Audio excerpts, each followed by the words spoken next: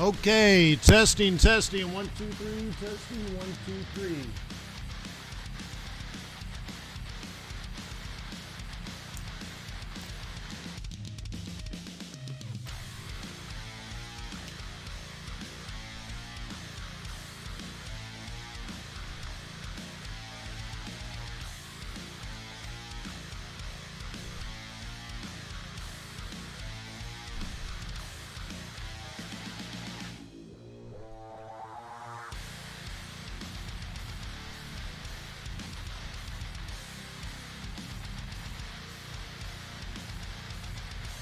Sorry, this little thing called food.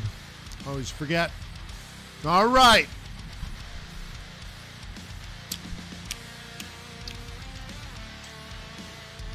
Nothing like sitting outside, 7 o'clock in the morning, doing my job, doing my work.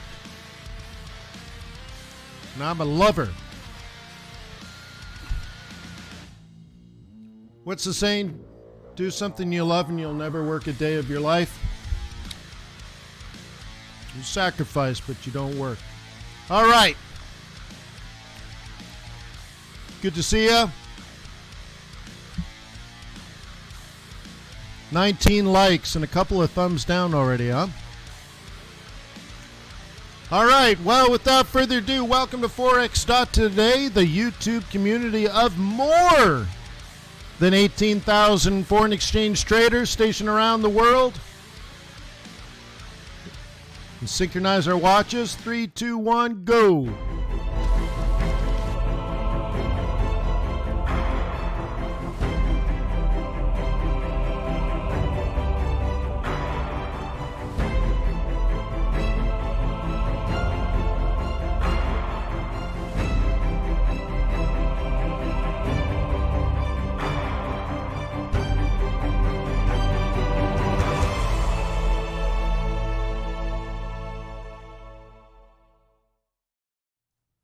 Let me remind you that trading is risky. It's not appropriate for everyone. Your past performance, good or bad, is not necessarily indicative of future results. But please stay small, stay humble, focus on the long term, and never risk money you cannot afford to lose. Ni hao ma. Like I said, welcome to Forex.Today. Very, very, very cool stuff. We're going to cover the calendar today, go through some of our charts, doing technical analysis. We'll cover the euro, the dollar, the yen, the Bitcoin, the oil, the gold, the macchiato. Good to see you. So ask questions, get involved, be positive, treat each other with respect. Let's try to keep it professional. You are in my office. Cool. If you need a broker, I recommend tradersway.com. They've earned my loyalty and respect for many, many years now. What is it, about 7 years? And of course, the key moment is the Swiss National Bank debacle that put a whole bunch of brokers out of business, presumably because those brokers were trading against their clients. And Traders Way was not negatively affected by that. Why? Apparently, they don't trade against their clients. Seems pretty straightforward, right? Seems pretty straightforward to have narrow spreads and pay your customers and your clientele the full swap engaged in foreign exchange trading. Why? Because that's in the best interest of the client to actually execute your trades and pay you the full swap. And you're like, well, Wayne, that seems basic, right? Well, it's actually quite unusual. So Traders Way has a competitive advantage. They treat you they treat you properly. So if you like actually earning a swap, if you like narrow spreads, if you like low fees, if you want an ECN, if you want a fixed spread, if you want a variable spread, it's all there at Traders Way. They'll also throw in what? World-class customer service, multiple trading platforms. Cool. Tradersway.com. On the bottom right-hand corner, there's a link to a form. You fill it out. Boom. 20 seconds later, you got yourself a demo account. Play some trades. And then when you're ready to trade real money, you'll already have a broker that you want to be the execution partner to your new successful business. Tradersway.com. Very, very important. Very, very, very important. So let's go over here.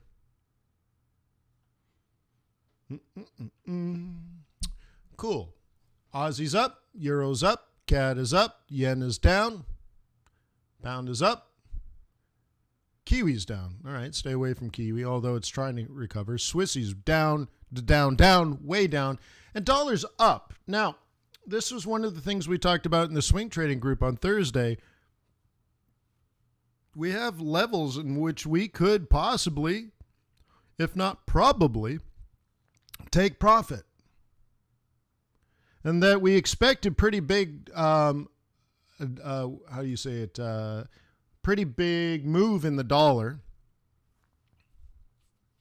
The question was, do you take profit? Do you hold your positions? That's a big question. Do you buy dips? How far is the dip? And we measured across the board, and the dips were likely to be pretty big.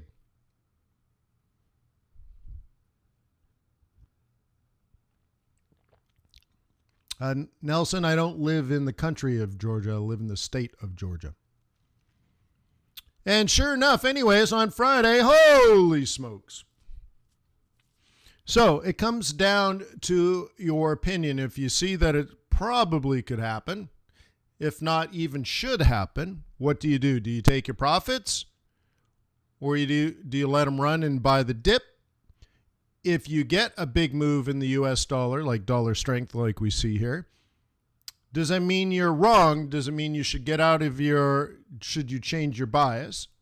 And if so, why? Try to explain it. And if not, then you have to look at it. You got potential risk in front of you, but you also have to find the next new entry if you don't believe things have radically changed.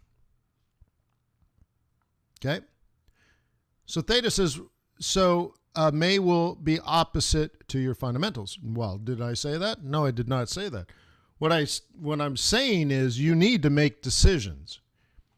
If you believe, let's say between now and July, fundamentals will continue to lead the way, okay, then you have to say, well, what explains the dollar strength? Is it profit taking at the end of April? Is it seasonality? And what are you going to do about it? I said the alpha comes from your decision-making process. And whatever you do, because remember that was back on Thursday, here it is Monday, you should look at what you were staring at back on Thursday. Go revisit your decision-making process and ask yourself, are you still comfortable with your decision? If not, if you would have played it differently, having known what you know now versus then, what would you tell yourself next year? Okay, you see what I mean? It's about your decision-making process that I think is going to be important. Okay, and we often see in May, let's say if, let's say euro dollar. Let's just pick euro dollar. And I'll make this darker and thicker. Okay, let's say this is euro dollar up in April. You have to decide, do you think May is going to be like that? Do you think May is going to be like that? Or do you think May is going to be like that? And of course, maybe May is a complete reversal, creating lower lows and lower highs. All of that is potential, but some are more probable than others. Okay, one of the things we did talk about on Thursday is I've seen where you have May all the way up and May all the way back down. There's a potential for that, but what do you think the probability of that is? Do you understand? Like that is your job. Now, if you're day trading, that gives you an opportunity to, change direction. If you're doing like weekly and monthly swings or seasonal trades or even annual trades like an investment, well, one decline over a couple of weeks is not a big deal if you're in it for 100 weeks. Okay, if you're in a trade for 100 weeks, let's say April of 2020, when we made the declaration, or when I made the declaration of be short the US dollar for 5 years, right? Let's say you bought the euro dollar that day. Well, then you wouldn't be adjusting every time you have 1 or 2 weeks of dollar strength if you're selling for 250 months. So now it's a time frame issue. Do you see that? Right? So then the question is, if this year has, let's say this year, May takes us down to 117 on euro. What would explain the reasoning behind a 500 or 600 pip decline? 300, 400, 500 pip decline. There has to be a reason. This is not random and it's not magical. Okay? There's a reason behind all of this, a business decision behind all of this, whether it's an investment by a corporation or a trade by a hedge fund. Okay? You should be able to explain the why. And if you look at the probabilities of the why, then it'll help you make the decision of, do you expect a full-on reversal?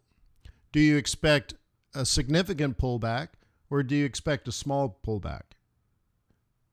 And you should expect a pullback. So right now, we don't know the future, so we don't know the answer. But on Friday, the last day of April, we had dollar strength, and we still have some dollar strength. Now, maybe it's coming off a little bit, but I think we could argue there was something going on in yen and right? And something going on in dollar. Is it a 2-day phenomenon? 2-day phenomenon? A 2-month phenomenon? Or is it a reversal? Or I guess 2 week or 2 months. I don't know. Okay. Is it 2 days, 2 weeks, or 2 months? Well, that's your decision. That's your job. Think about it. Okay. That is your job. Daniel says one potential risk is COVID. Yeah. Okay. Right now, less and less people are even showing up for COVID shots. So the number of people in the United States is still quite high, getting, I think it's 2.4 million a day as of right now, but it was 3 million a day. So 600,000 less people per day are showing up for COVID shots, which means we're probably getting closer and closer to the number of people in the United States that are going to get a COVID shot. So, right, you can't force someone at this point. In a socialist economy, maybe. But right now, it seems we're getting closer and closer to that. So a potential COVID risk, well, maybe in India, which will affect the Indian economy. But we're still talking about the reserve currency. And what we're asking is, will business activity in other places? So, yeah, okay, India's down. How's China doing? And if China's doing okay and the United States is doing okay, just imagine you got the U.S. doing business with China. And China, I guess I should spell it properly. And then China doing business with the United States. That might be enough. The United States is pretty big. And right? It drives a lot of forces. So if the United States and China are at least doing business, then China's going to need natural resources from somewhere else. Okay. Now, China is blessed with a lot of natural resources. They have a lot of oil. They have a lot of gold. They have a lot of coal. They have a lot of iron ore. They have a lot of everything. The issue is if they need more of it than they're capable of producing, especially it's a time issue too.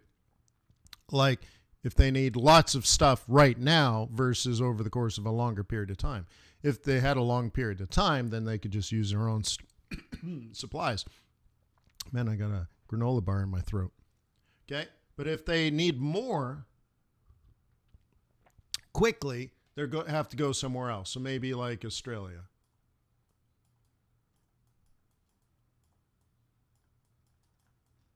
Okay? And then we get this cycle going, right? And then hopefully slowly. As long as Australia is not closed for business. You see what I mean? So India is closed for business. But what we're trying to do, but since we're trying to figure out now in the end of the year, will business continue?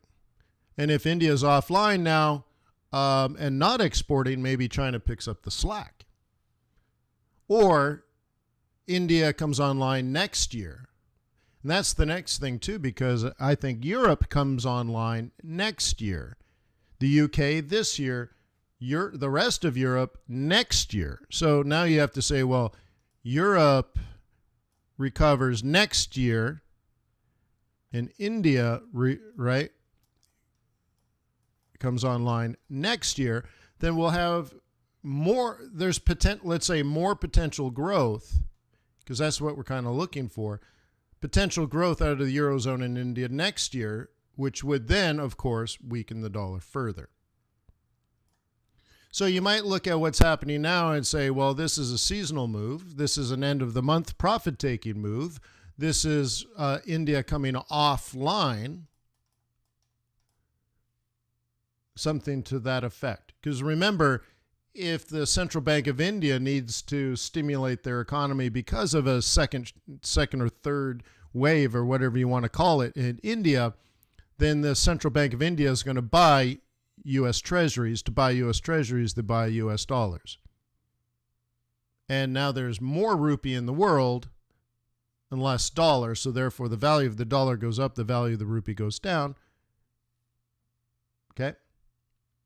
And why would they do that? Well, more Indians are probably moving money home because they're going to be locked down again, right? So they bring money back to India. That pushes up the value of the Indian rupee, which is actually bad for an exporting nation and economy. So then the central bank offsets that by sending rupee out of America. So think of it, right? Money being converted back to rupee coming home. Central bank offsetting that with rupee leaving the India and pushing it back to the United States. So the central bank is trying to create a circular flow here. So how does India weaken the currency? They buy USD and they buy gold. Those are the best things you could buy. Maybe oil, but you can't put oil in your vault. Okay? So if you see this going up, okay, you might see gold go up, which is strange because usually gold is the anti-dollar. But you have to understand the process of what's happening. So with that, actually, let's look at gold.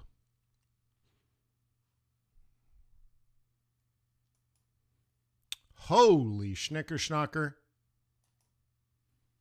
Okay. Are you guys starting to get the idea of global money flow?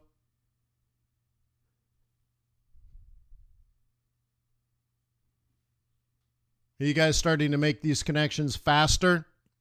You're like, oh, India being shut down. Oh, boom. Buy some gold. Why?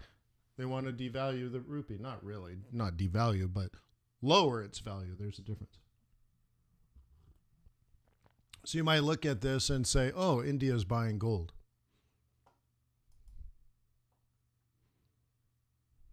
Okay. Or you can just say, it's just a swing. Just a swing trade-off support. And you're like, okay. Either way.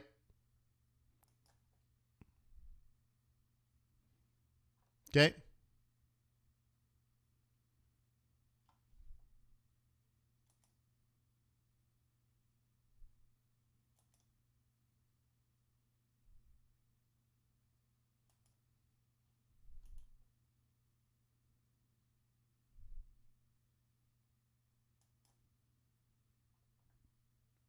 There's our Bitcoin.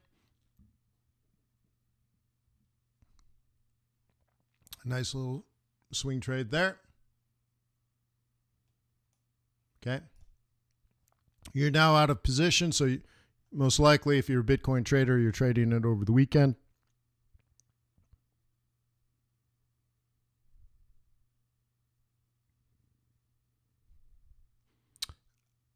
No, Peccary says, hey, on market opens, does the time frame determine the bias? The bias has nothing to do with the chart, therefore there's no time frame. Not like that. Okay? Just sort of how I explained what's going on with India and the flow of money, it has to do with central banking policy. Okay? So if there's a central bank in the world buying U.S. treasuries or buying gold to devalue their currency, that doesn't have anything to do with, the New York Open. Okay? So I do not change my bias because of what's on a chart. Now, if I'm a bull based on bias and the chart tells me the market's bearish, I simply don't trade. Okay? Or I sort of hedge by taking a trade on a smaller time frame, but it's not a bias trade, it's a trade. Okay? You have to understand that sometimes I might be long-term long, but short-term short. But that's a whole different thing, and I generally don't teach that because it's too confusing, and then people just get caught on the small time frame, and they never see the real trade. Okay? So anyways, WTI, I think WTI is going to start heading up pretty soon again.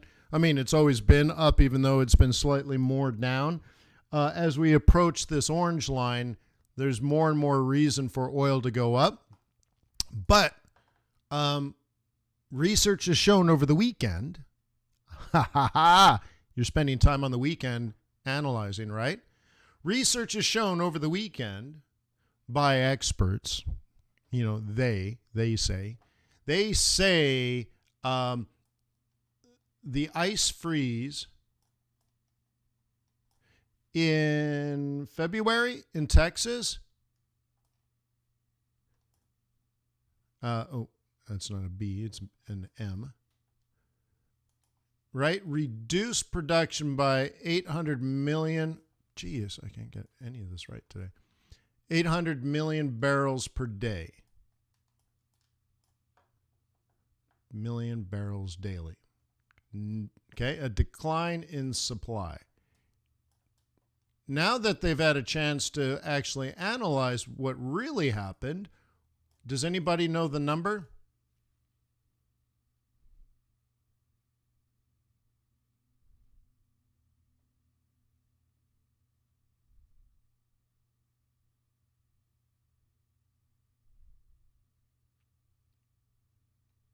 Yeah, Daniel's right. Theta, you have the variables in your hand. Make a decision.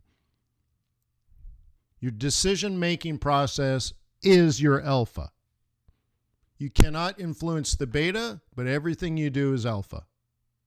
So if you hedge your long-term positions by taking short-term, then that's your alpha. You certainly can do that. If you took profit, that was your alpha. You certainly can do that. If you hold, that's your alpha. You certainly can do that. One of the things I talked about in the swing trading group not long ago is the difference of if you're up 20 pips on a trade or up 200 pips. Or if the month earlier you lost 100 pips, all of these things will influence your decision. None of which is more right than the other. But you will make a different decision. So if you're up 200 but last month you lost 100, you might say, ooh, I kind of want to lock in this money because I need to pay for that sort of debt, if you will, from the month before in your performance. So you're like, man, I need this 200 on my track record to have a positive month. You're like, you don't want April to be a mediocre month if last month was bad. So now you have a chance to kind of equal things and put a win in your column. If you're only up 20 pips, most likely you're like, well, I like my position. I don't have much money on it. There's no reason, like taking a 20 pip win on a swing trade is embarrassing. There's just not enough meat on the bone to even consider it. But you're worried, so maybe you're like, well, I'll jam my stop. I'm up 20. I like the price I'm in. Maybe it'll take off. If not, if it does decline, I'll get out and I'll try again at a better price.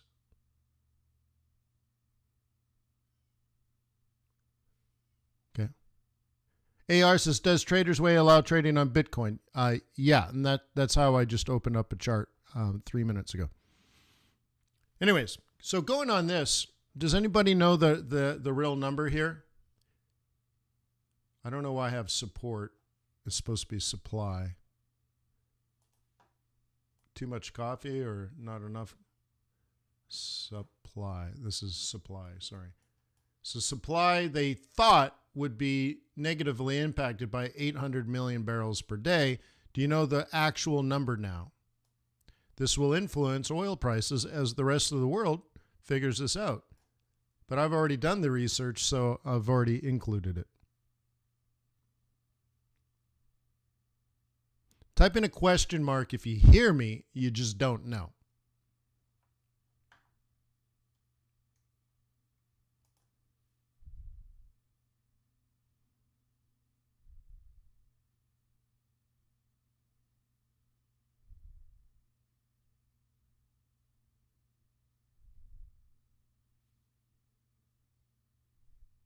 You know what? I think I have this wrong. That's probably why you guys are like, what the hell is he talking about? No, 1,000. Sorry. 1,000.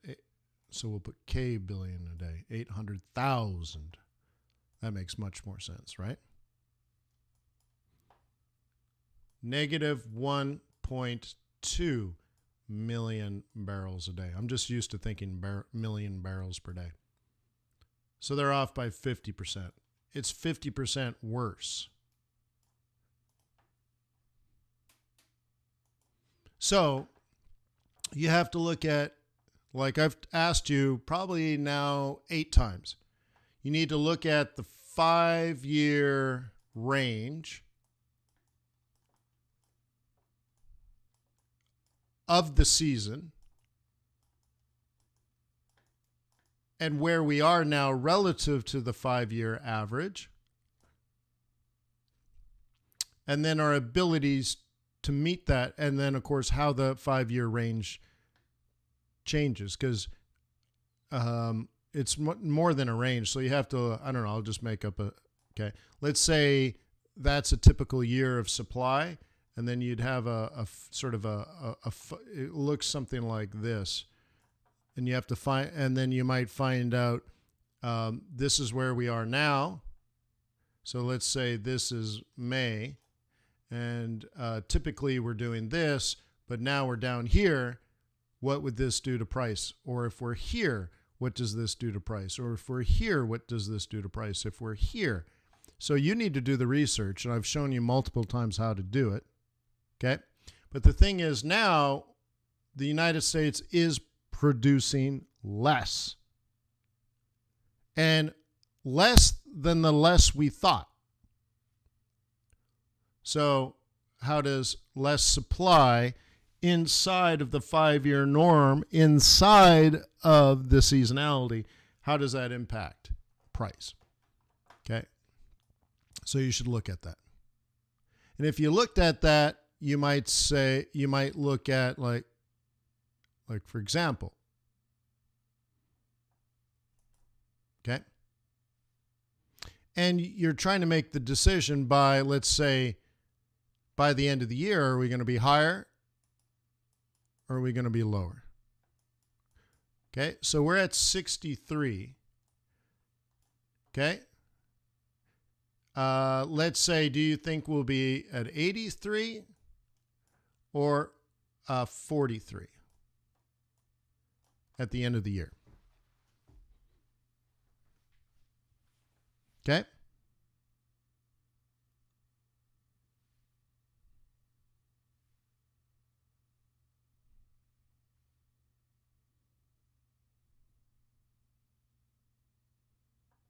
That's your decision. And your decision here based on your analysis. I don't care about your opinion. I don't care about your guess. I don't care about what your Uncle Bilbo told you. If you just did the research like I just told you to do now, and last week, and the week before, and the week before that, you would know. And you could just say, well, here's what I did. I got 3 reasons why it's going to go up or down. That's what I want to hear from you. And if you didn't do the research 4 weeks ago, 3 weeks ago, 2 weeks ago, or this week, then I don't know what you're doing, honestly. I have no idea what's going through your brain. You're like, I like to trade, but I don't have any research. I just have a bunch of opinions. Okay, good luck with that. Okay, cool. So now we're talking about supply side research. Here we're talking about central banking demand. So we got demand here, we got supply there. Very interesting. Okay. Let's take a look on, I guess, exotics. Okay, you got some rand here. Let me zoom in. Okay. What do you think? Is this a random walk?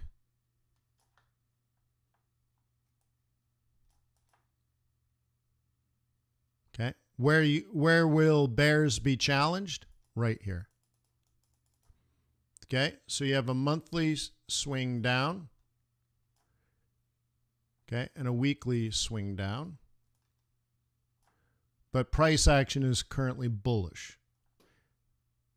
Okay, so because of this potential, you must manage your risk on a smaller time frame. But if you're short, you're probably thinking this type of price action. So if you're not in it now, based on a monthly or weekly swing, then you have to wait. Now, here's the thing. Everyone that I've taught would have been ready, willing, and able at exactly the right time for that trade. Cool. So they're already in it. They probably already jammed their stop. Cool. So now, if the pink happens, those traders will get paid. If the blue happens, they don't lose money. And for those that enter on gold, okay, they'll probably have to wait probably just before or just after non-farm payrolls. Okay.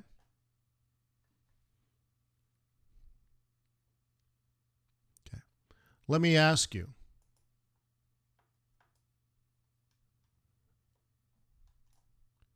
Okay. Is this predictable, this upward move? Or is this a random, like, how the heck would you have known it was going to pop? Is this bulls buying or is this bears taking profit? Okay. Notice this was on Thursday when I asked people to make a decision in the swing trading group. Make a decision. If it's predictable, then you should analyze it and make decisions. Okay? Okay. Hopefully it doesn't go all the way up here. It can. I hope not. Cool. And peso. This is one that I wanted to get short on. And I think I tried 2 or 3 times, but because I'm risk averse, I kept getting knocked out with tiny little losses. And now I have to reanalyze to see if I get a new opportunity to short. Okay? That's how you do it. Lots of little tries. Because when you're wrong, so let's say you shorted here and you got knocked out of here, there's a good reason for it. Okay? So now you got to kind of wait. Maybe you can get another chance there. Or maybe we wait after non-farm payrolls, all that kind of stuff. Okay. But you gotta wait.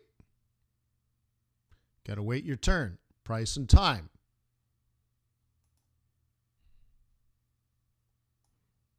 Okay, the projected low was 1967, and it only got down to 1977. Sorry.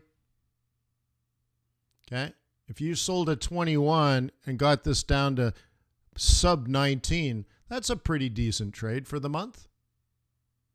Okay, this is the April front run. This is the April target. It's actually labeled bearish profit target conservative. See? So 21 to 19.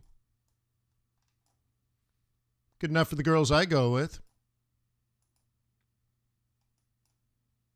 Okay. All right. Cool. Take a look at some yen. Okay.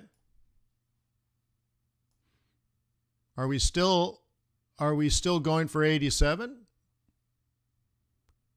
Well, maybe a dip down to 84 was an opportunity for you.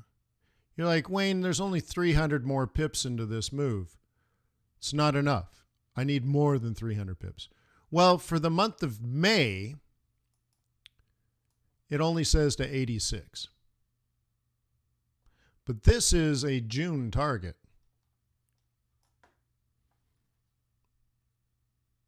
You're like, well, Wayne, how can you plan June? Well, we did it way back here in March. Okay? So in the swing trading group, do you notice that you probably should be part of the swing trading group? In the swing trading group back in March, I had people plan on finishing March, finish March, project May, and then do June. And it was amazing for some of the folks on the team, because maybe the newer guys, because they're like, okay, I understand May, and you taught me about pivot points and stuff, so I get March, April, May, and then we did June. So anyway, so we finished off March. That was pretty easy. And then I'm like, okay, project May, and they did. And then I said, well, so let's wait, April. I keep screwing this up. Finish March, do April, and then show me what you think for all of May into the June. Okay? And they're like, well, I don't have any pivot points for that. I don't have any indicators. I don't have anything to tell me June. Okay, good. So let's talk about what's not on the charts. And then let's talk about, if you're right with the end of March and the rest of April, you should be able to predict all of May, from May 1st to June 1st. So how would you know that? Well, you have your fundamental bias. That's one thing. But we don't like the guess per se, so we have to do technical analysis. Well, if your analysis is right for April, you have a pretty decent idea what May is going to be like. Okay? So you had March, you had April, you had May, and you had June, right? May to June. So again, Feb, Mar, April, and then May. So we had tools for February. We had tools for March. Okay, now we're taking things out further and further and further. So maybe it was March. It wasn't February, was it? It was March. It was the end of March. There you go. If we finish off March right, you will have a trade plan for April, but you won't have a trade plan for May because there's no technical indicator that goes that far out. So you're going to have to rely on your bias and then say, like true scientific methodology or true financial planning, you'd have your sort of base case, best case, and worst case for May. So if you're right in April, you should say, well, if April has an amazing up, then there'll be a follow through for May, and May will go all the way to June. But if it sort of reasonably but not amazingly correct in April, then you can project out May. And the reason for it is it's only math. In particular, you're doing like statistical analysis. So you have to say, well, based on your bias, you think you're right. So now you have sort of plan A aggressive for all of April and into May, or you have sort of a conservative, right, through April and into May. And of course, now we're talking May 1st to the end of May, which is June 1st. So imagine now you were thinking about this 6 weeks ago. That's what you really should be doing. Okay? Is what I'm trying to get to. And the most important reason for it is not to know you're right, but to know when you're wrong.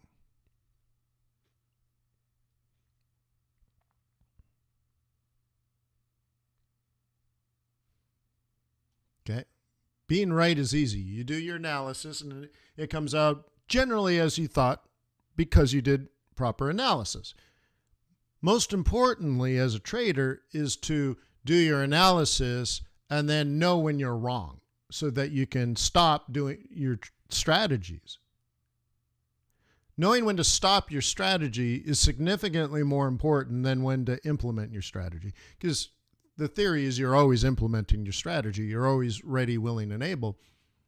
But you don't want to throw good money after bad conditions, right? So if you let's say, for example, if you only buy dips as a bull,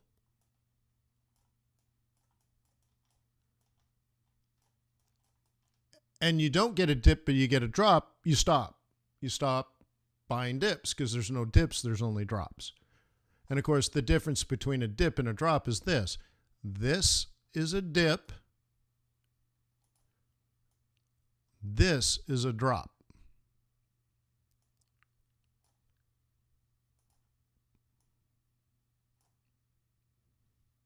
Okay? And then, of course, this is a dip again.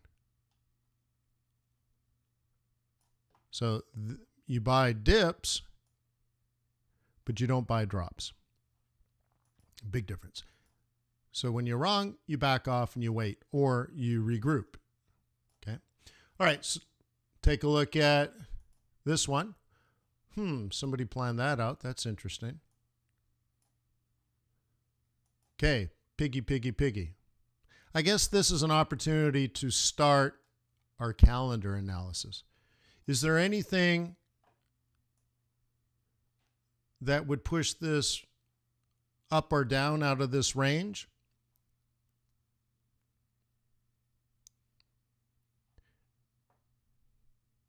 Obviously, we're caught in a range. Is this going to go up or down? Let me see your response here. Is this going to go up or down?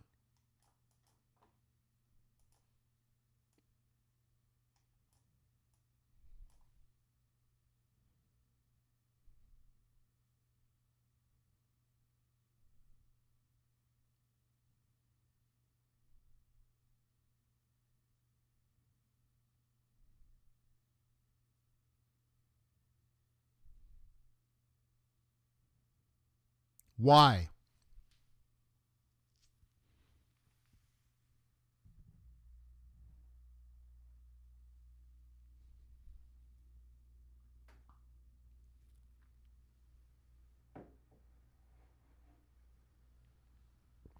Theta says, but no one knows. Then you don't have an opinion.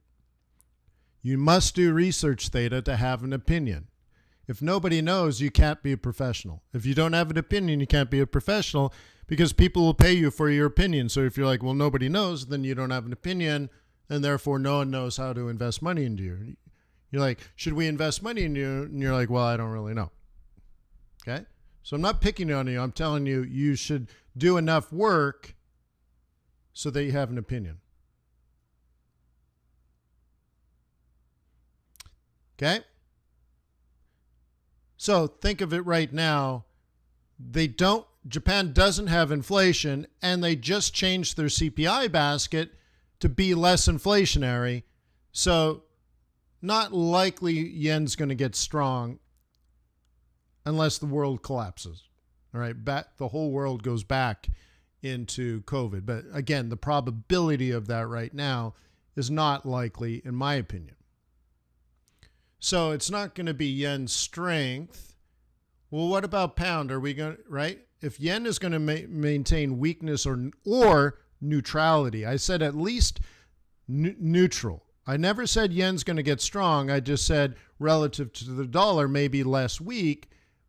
But so therefore the yen is either weak or neutral. Weak or not weak, but not strong either. Okay? So now we got to isolate here on this side.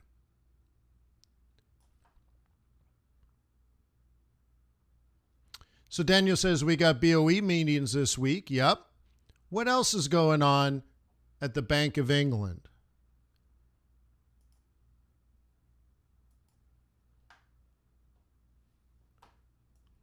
But it's a good idea when I say let's isolate pound for you to think Bank of England. That's great. Now what?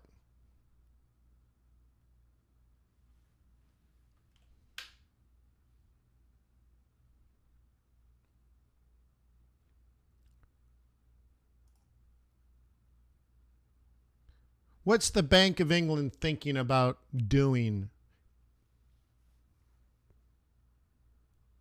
Possibly on the short term.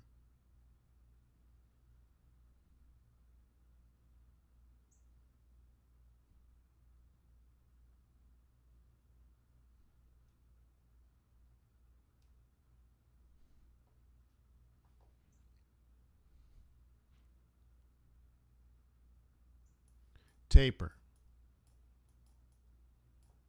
They're thinking about the taper. So, I'm not here to tell you what's going to happen, but that should be part of your analysis. Okay. All right. So with that,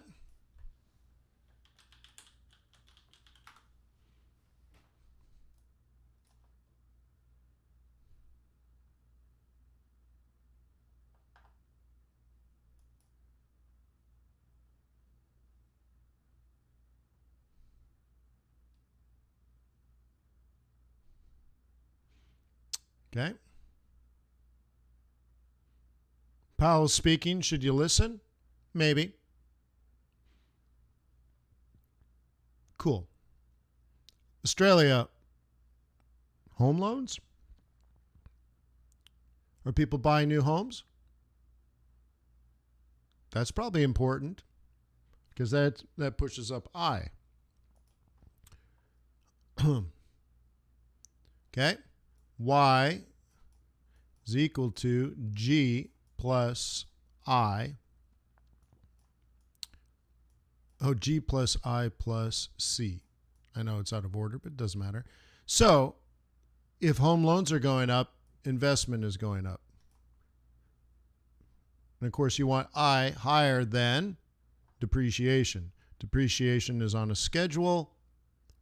Okay. And you always want I to be a little higher than D. All right. So anyways, yeah, an increase in I, that would be good. Okay. Interest rate decision, obviously very important.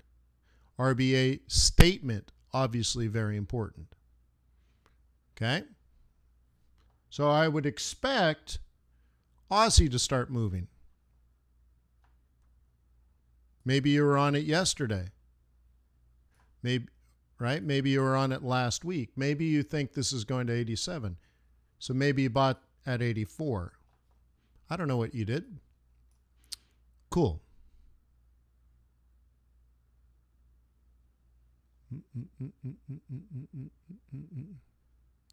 Kiwi jobs. Jobs will impact both C and I. So you want to look at that as part of your analysis. Now, what happens today or what happens on Tuesday is one thing, but I think what you want to do is pay attention to the RBNZ and their outlook for the rest of the year. Because what happens on Tuesday has already been priced in. Because we're 6 months, traders and investors are at least 6 months in advance. So the value of the Kiwi is going to move based on what we think about October, not what happens in May.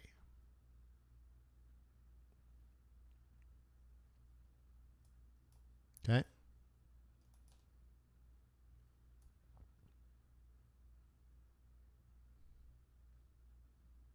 ADP on Wednesday. Bank of Japan meeting minutes. Okay. ADP is a good scalp. Maybe that'll present itself. Look at the numbers. They're so amazing. And Bank of England interest rate decision and monetary policy statement. And meeting minutes. Huh? Maybe we can learn something about a taper in there. A change in policy.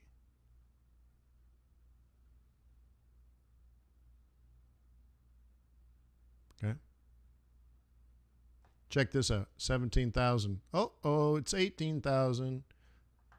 Got to update. Okay. You see, guys?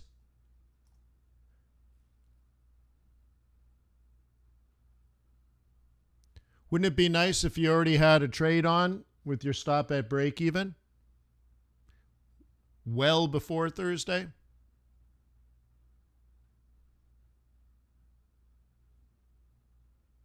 RBA monetary policy statement.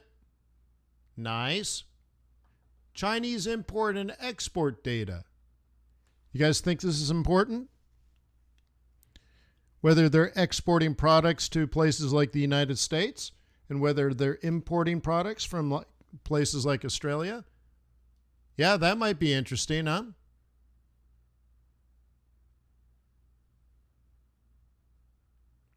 And Friday, non-farm payrolls, kitty cat job reports. Nice. And of course, I'll be at FX Street.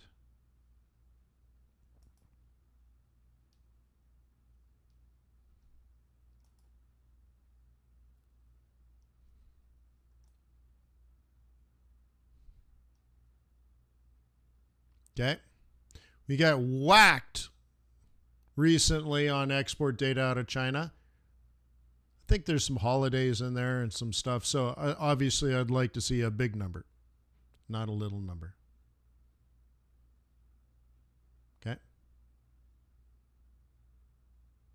Seems to me the general trend, if you were to analyze this with, so if you were to analyze this, so the first thing you do is say Y equals MX plus B, right? And so you're going to look at M and you're going to try to determine, let's say, you're trying to this is up and then this is down and up and down and up and down and up and, okay? And then you might want to say standard deviation from these means. There's a low, and then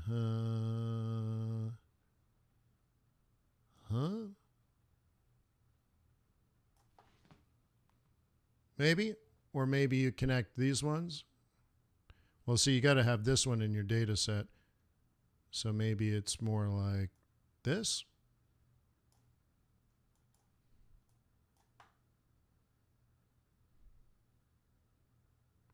Okay. You do some analysis and say, well, it should be heading up. Otherwise, I need to be cautious. So was this drop an outlier? Is there a mistake in the data not seasonality, but like holidays or something, which over the course of the longer run, you would wash out? Okay. For example, is it seasonality? And you could say, well, okay, here's a big decline. early in the year. Big decline early in the year. Big decline early in the year. Why? Lots of exports before Christmas, and then after Christmas, relative before Christmas, down. Ramping up before Christmas, after Christmas, drop. Ramping up before Christmas, after Christmas, drop. Ramping up before Christmas, after Christmas, drop. I don't know. Okay. And this probably COVID, right? Cool. So now you have to take that data and make some decisions. Oh no, I hate decisions. I know.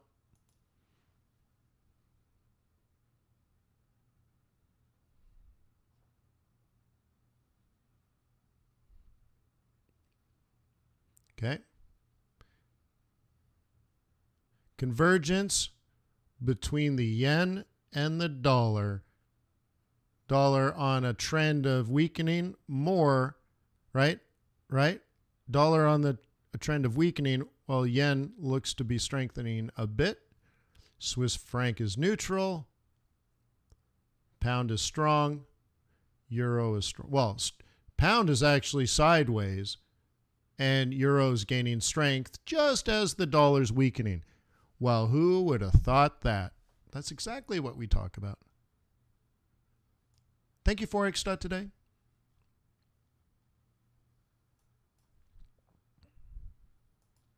Take a look at dollars, Okay. Dollar declined into a buy zone.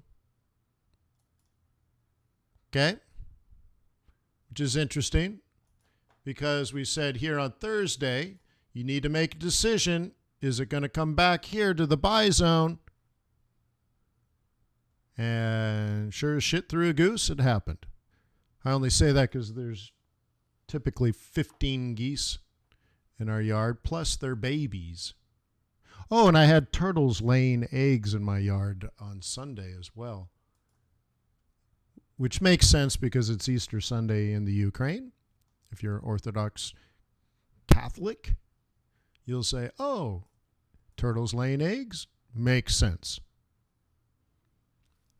The bunny rabbit doesn't make sense. Anyways. All right. So we look at here and say, oh my God, that's the best weekly swing price I could hope for.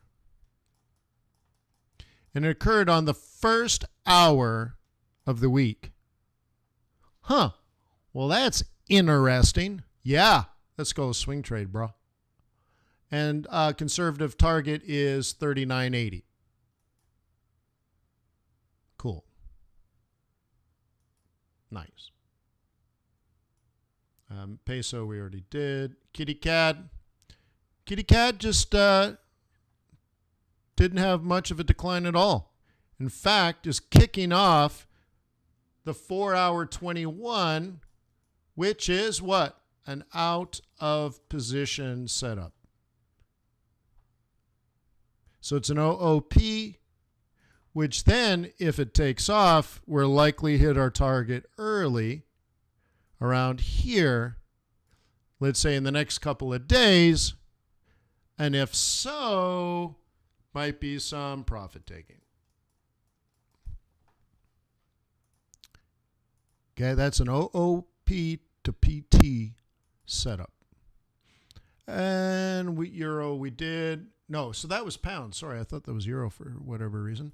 All right, and then we're here, and once again, this price, 1.20, I'll just say 120.20, is the best weekly swing price you could possibly hope for. Conservative target is 121.50 for approximately 150 pips. And that's a mediocre swing trade, but you have to realize that, entry here, target here, that's a beautiful move. That's exactly what you'd expect. Central pivot point predicts this, so that's perfect. And then sort of what? Mediocrity last week, But why the mediocrity? Well, because the weekly is superseded by the monthly. And way back on the 1st of April, we said the conservative target for euro dollar is 121. I don't know what that is. 70? I have to look it up. Okay. And, oh, there it is. Once again, on Thursday, I'm like, you got decisions to be made, right? Decisions need to be made because we have a weekly trade here, but we have a monthly trade down here. So I said, you need to make decisions because we could be back here or even lower than that. So you have to think about the probabilities and how you would want to handle that vulnerability. Okay.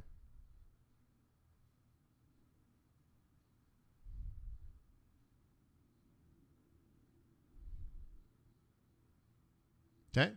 Vulnerability exists right here. There are bears camping out here like you wouldn't believe.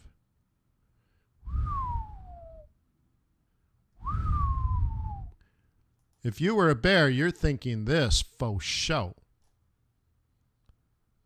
Okay? Faux show.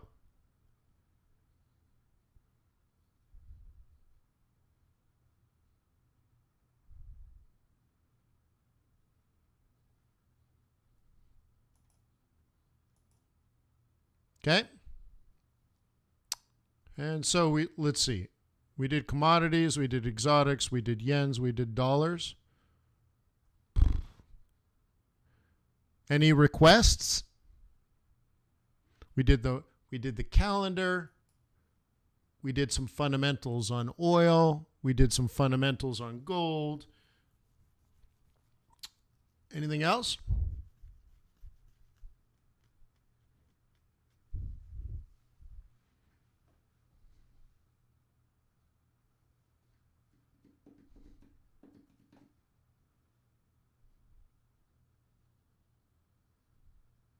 CAD. I did CAD, Chris.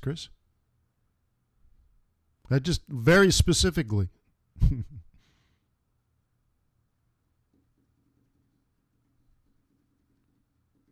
Wayne, is the world's reserve currency always a safe haven? Yes, because everything is priced. Everyone is exposed to US dollar risk, even if they're not in America. That's the whole issue. Theta says, how much volatility do you expect this week? Well, we have many central banks reporting, but we also have non-farm payrolls. So very often what happens is we lose volatility, right? We get through profit taking, and then we kind of get caught up in news, central bank, NFP, all that kind of stuff. So I don't know if money is coming back, it probably happened closer to the beginning, Monday and Tuesday. New money is not likely to come in Thursday or Friday.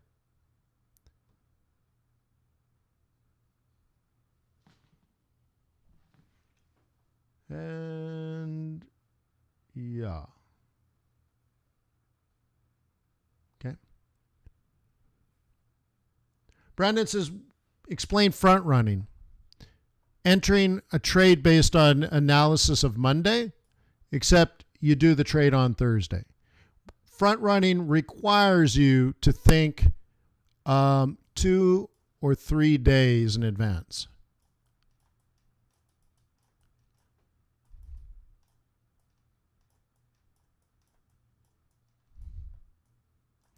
So if you're a pure technician, well, I shouldn't say that.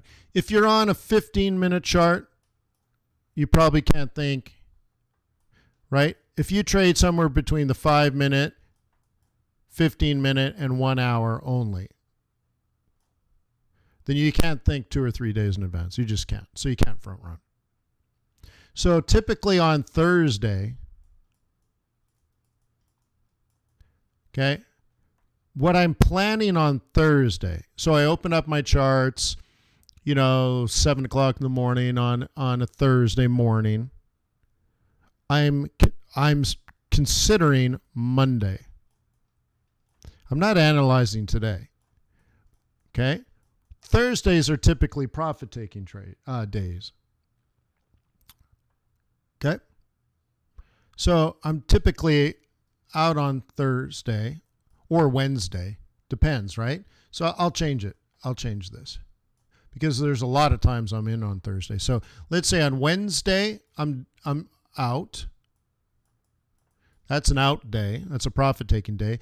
Thursday, I'm analyzing trades that I will enter between Thursday and Sunday. Okay? That's a typical week. So like on Thursday, on euro dollar, we analyzed and said 120.19 is probably a buy zone. Okay? And then Sunday afternoon, we're right here. So you buy it, and so on Sunday, I enter a trade I planned on Thursday. That's what I mean very often by front run. Now, I might buy it on a Friday, which is a front run, or I buy it on a Sunday, which is still a front run. But here's the interesting thing. By Wednesday, we could be up here. If so, it's probably profit-taking time. Now, a lot of traders, especially ones that are not very successful, what happens is they show up on a 15-minute chart on Wednesday, and we're sort of in here, and they want to know what to do.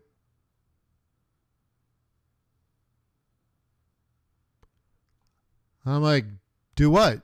They're like, how do I get into a trade? Why would you get into a trade? Oh, well, I just showed up. What's going on? It's, well, the trade I took on Sunday based on my analysis on Thursday has hit a profit target, so I'm cashing out. And I'm racing Porsches on a racetrack. And you can piss around with a 15-minute chart and make 22 pips or lose 22 pips. But I'm done. And then on Thursday, right? Now Thursday, we might be doing stuff like this and saying, well, between Thursday and Sunday, I'll probably be long. And so that could happen on a Thursday. It could happen on a Friday. It could happen on a Sunday. And the sooner I have it, the more of a front run it is. But it's pretty rare. Like, for example, here we are now. It's pretty rare for me to show up Monday, the beginning of my week, and say, now I want to get long. Like, what the heck are you talking about? Now, you could, of course, but it's just like, why are you so late?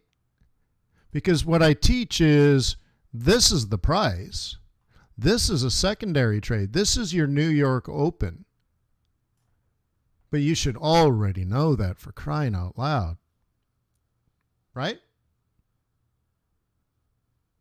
Excitable Man says, morning, Wayne. So you're saying euro dollar is still good to enter. What I'm saying is you're not doing your job.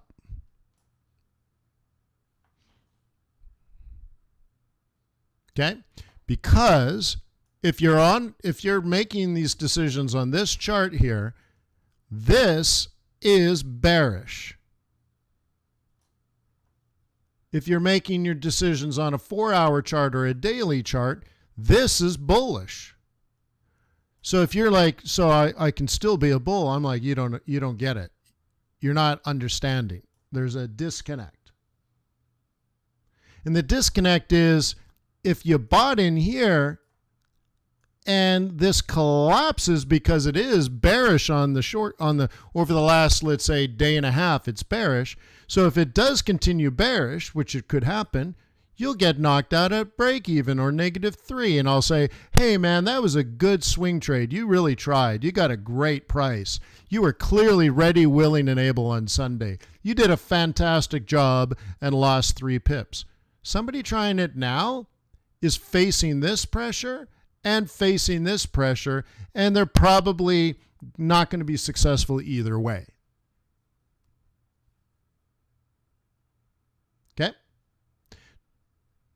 So Excitable says I entered bearish last night and got a stop. Like, so the only, I don't know if I can do that.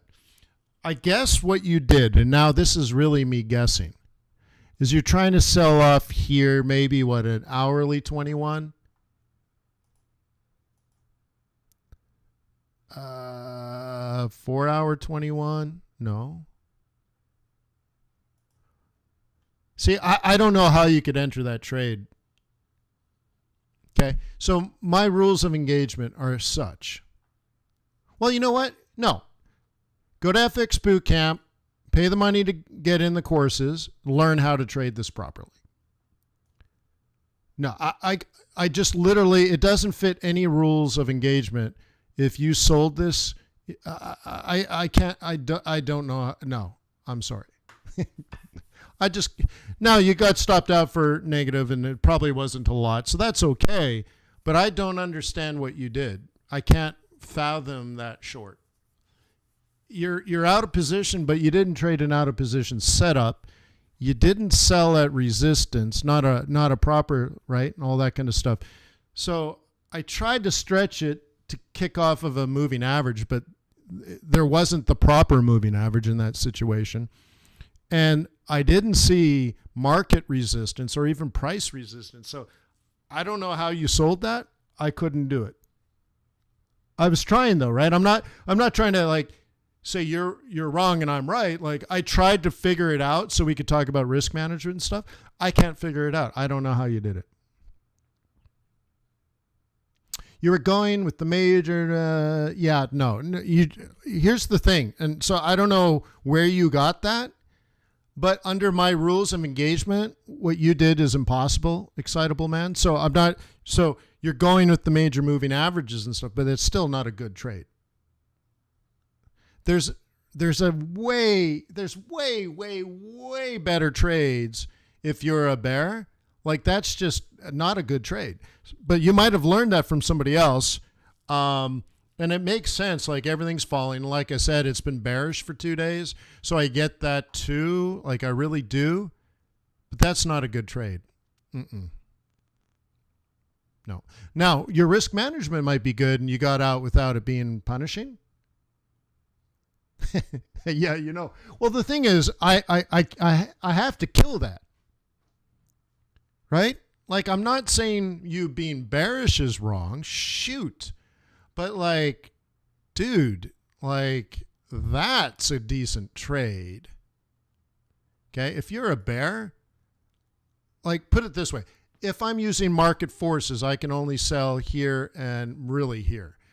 And that's that. So, like, you selling down here makes no sense. It's just gobbledygook nonsense. So, I can fix that. But you got to do the work. Anyways, so we'll leave it at that. We'll end with a bitch slap. I'm sorry, Excitable Man. I'm sorry. But it's true. That's all I can tell you. Like, there's just no way that was going to be a good trade. And even if you made money, you were going to lose probably 8 times out of 10 on that. And you'd get lucky twice, which means it's never going to work out. But I can fix that. Let me say it one different way, Excitable Man. If you take the swing trading course, sounds like a sales pitch, but it's the truth. If you take it, there's one specific, exact way to set that trade up. It's very specific. When you're out of position, which means you're unbelievably aggressive in one particular method or your bias or whatever, there's a specific way to do what you just did. But what you did is completely wrong. That's all. So you could learn it and then do it right. Okay. I'm not going to teach you there because why not? Just take the damn course. And by the way, yes, we are very close. I know I've said it 100 times. I am raising prices. As soon as I'm done my macro course, I'm going to pull all the current videos down and we're going to redo summer school and all that kind of stuff so you can attend summer school where I'll teach you macroeconomics and monetary policy. It's going to be difficult. I'm very busy this summer. but I'll squeeze it in for you guys. And of course, prices are going to go up because I dropped prices by, what was it, 70%? I dropped prices when COVID hit us a year ago. I dropped prices by 70%, and I increased the amount of time I spend with the group live by 500%. I dropped prices by 70, and I increased the amount of time I spend one-on-one live by 500%. Now we're at normal. I meet once a week with people, but the prices are still 70% discounted. That's not going to last for very long. So literally you got a few weeks to sign up at FX Bootcamp before prices go up. Just, it makes sense. So again, not a sales pitch, but I have to remove the emergency discounting. Okay. Cool, right? All right. So peace on earth. May the pips be with you. May our profits be above average. Thank you to you for all the work and dedication and the loyalty and respect you show me every day. Thank you for Trader's Way, for being trustworthy as a broker. And what else? Love life, live large. Okay? And of course, I really do mean it. Peace on earth. That's good for business. Okay? Peace on earth is good for business. Okay? So thank you for being you. Thank you for all that you do. You're good people. I like our time together. Now I'm going to go work on my macro.